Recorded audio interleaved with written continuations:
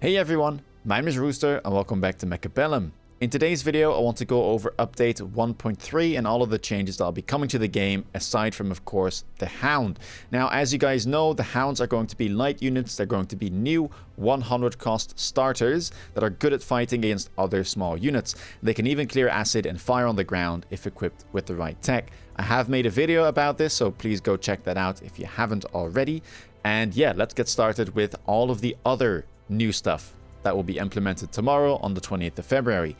There will be a new tournament type, a 2v2 tournament, and this will allow players to team up and compete in tournaments, and they say that they hope the 2v2 tournaments can provide a new stage for players who like the mode. This is very exciting stuff. I think this is a fantastic change. Currently, tournaments have only been 1v1, but 2v2 can be a fantastic way of kind of creating a bit more of a community feeling and allowing you to pair up with friends or even other random players that are looking to have a go at this type of a tournament. Really looking forward to that, and yeah, you'll definitely see me try out some of these 2v2 tournaments once they will be added into the game.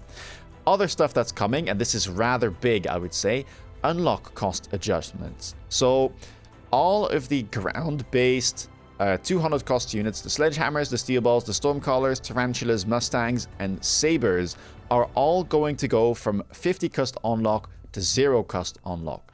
This means that things like quick supply specialists will be able to grab, say, 2 of these units that they didn't start with. Same thing, it's kind of a buff for elite spec as well, where now on turn 2, if you happen to be able to skip and you get 450 resources, you can buy a 150 cost and a new 300 cost unit, which before was not possible. So this is going to add a lot of variety to the early game. A lot of specialists that have a little bit more resources will be able to make use of this. Do keep in mind the air units will still be 50 cost unlock, so don't worry. The phoenixes, the wasps, those will still be 50 cost. Phantoms as well, of course. Wraith and Scorpion, the 300 cost units, will be going down in price, so the unlock cost will be going down from 100 to a 50. And then they do mention the unlock cost for Fireseer, Typhoon, and Fire Badger, but don't get fooled, these will still be rare units. I think the reason this was added in here is because it does probably affect the way that free unit drops are being calculated, and so that's why it's being added here. Giants will be left untouched, so those will still be 200 cost. Hackers will still be 100 cost unlock, and Rhinos, I believe, as well, will still be 50 cost unlock. A good change overall. Excited what this is going to do. It's going to add a lot of, well, more pressure in the early game, as you won't be so held back by the unlock cost. And yeah, looking forward to what this is going to bring. We've got other stuff as well. 4-player Brawl is getting massive overhaul. So if you like playing this mode, do stay tuned. There's a lot of things changing.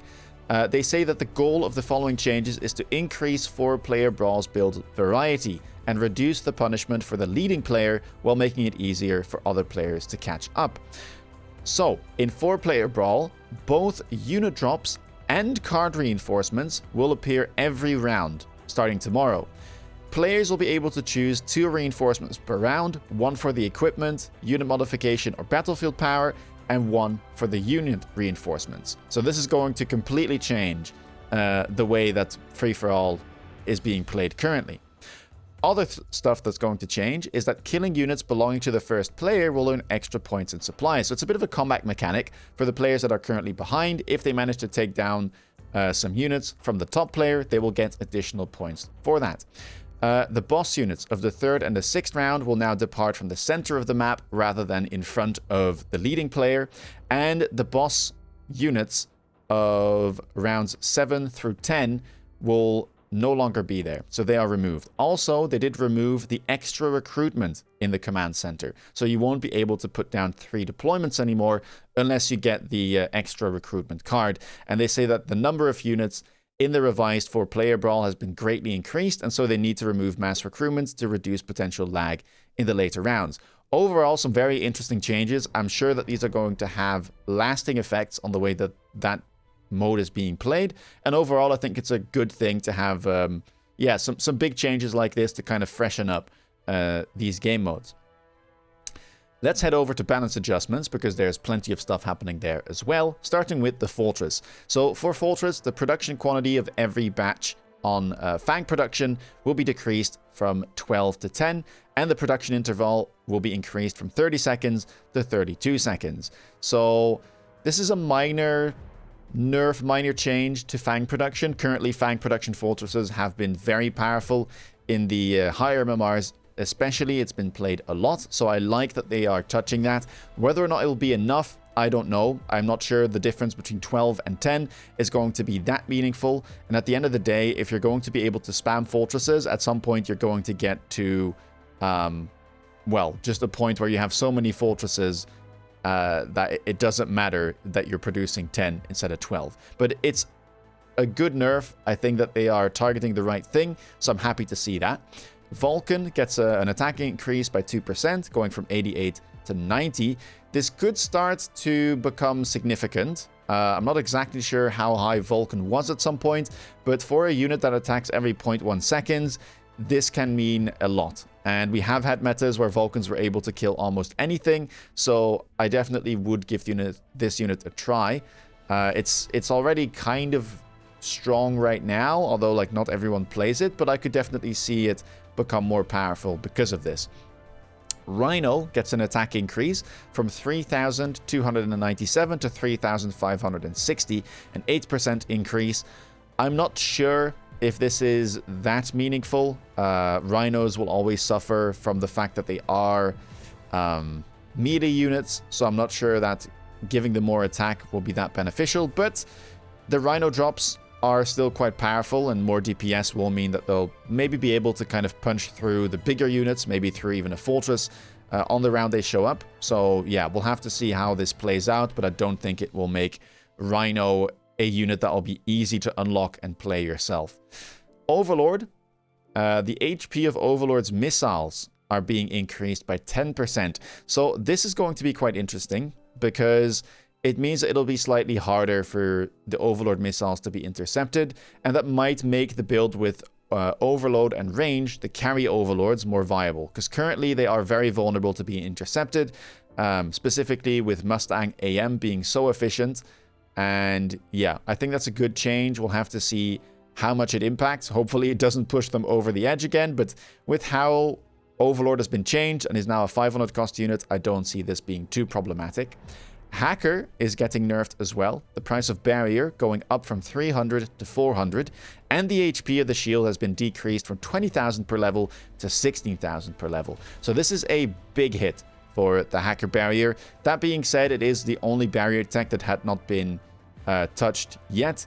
Obviously, Typhoon shields have been nerfed repeatedly, being at 400 cost, and Fortress barriers have been nerfed repeatedly as well, now being at 500 cost. So I can definitely see this being a good thing. I think Elite Hacker is a really powerful card and can kind of abuse the cheap barrier tech, so I'm happy to see this.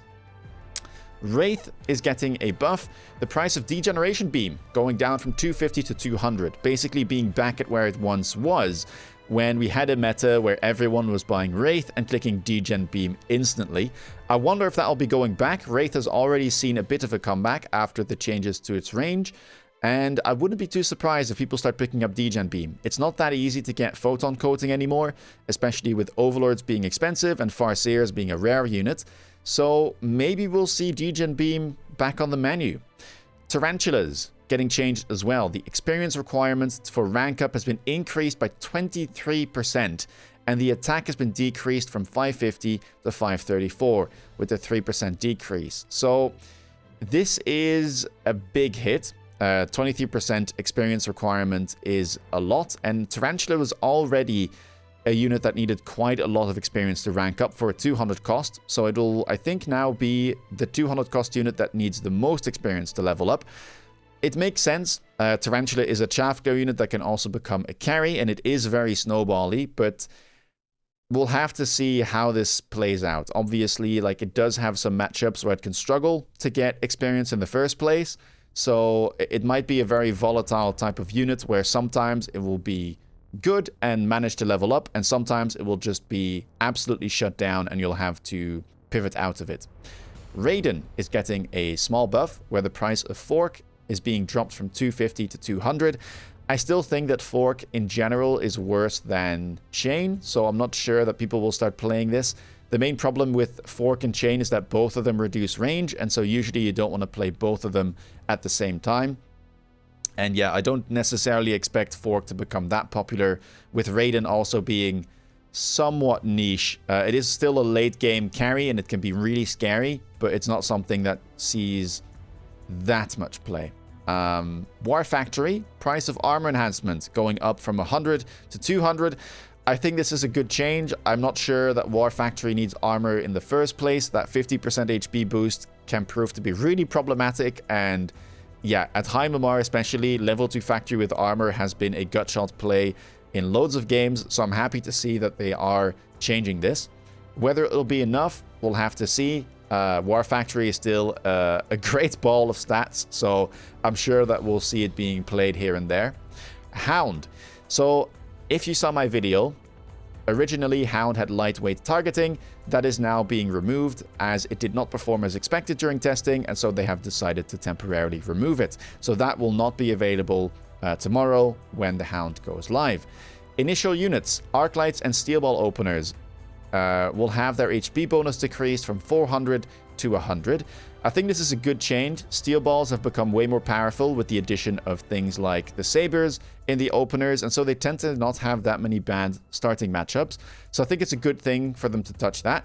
Tarantula and Fang openers will also be getting nerfed from 200 to 0. So Tarantula is being hit quite massively here, and I really wonder if that was necessary. I think Tarantula has been making a bit of a comeback, but I'm not sure if it was this severe, and this will definitely hurt it quite a bit.